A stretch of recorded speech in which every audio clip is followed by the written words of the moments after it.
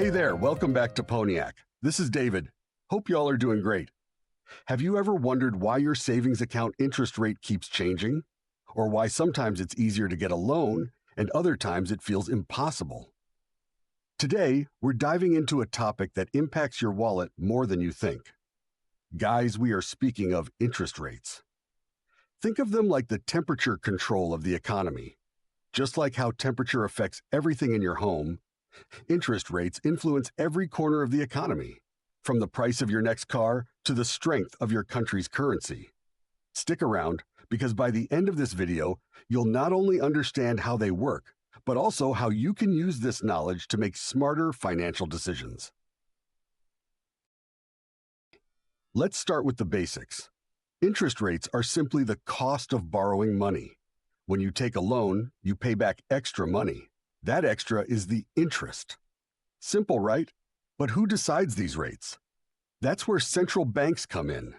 They're like the prime movers of the economy, adjusting the tempo to keep everything in balance.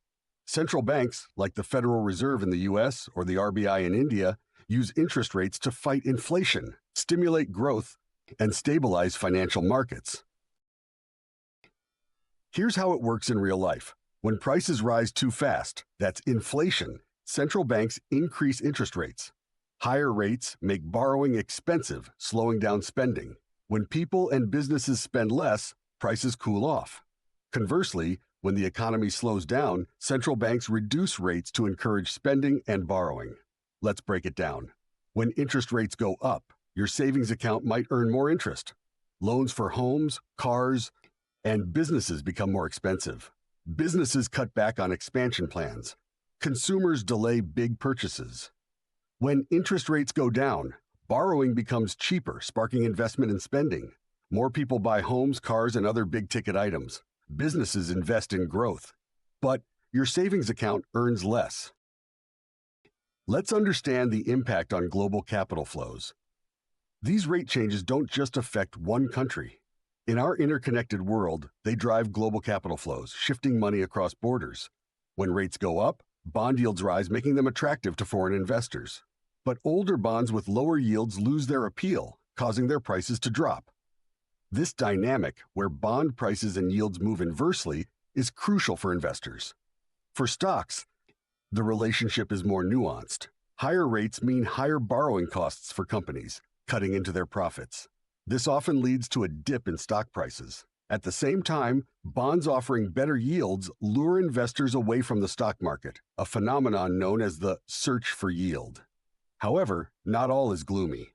Sectors like banking may thrive because higher rates boost their lending profits. So, while some stocks stumble, others can shine, creating opportunities for savvy investors. What are dynamic capital flows and their impact? Higher interest rates in one country can attract foreign capital, strengthening its currency and financial markets. But excessive inflows can lead to inflation or even bubbles.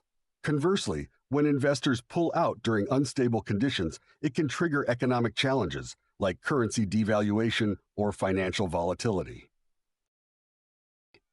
Understanding interest rate cycles isn't just for economists. It helps us make smarter financial decisions.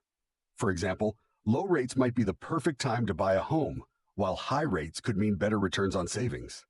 For emerging markets, changes in US or EU interest rates can have ripple effects, influencing their growth and stability. Keeping an eye on these trends is essential for anyone involved in the global financial system. And that's a wrap, folks.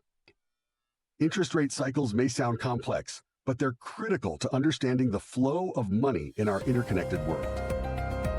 If you enjoyed this breakdown, don't forget to like, share, and subscribe for more such insights.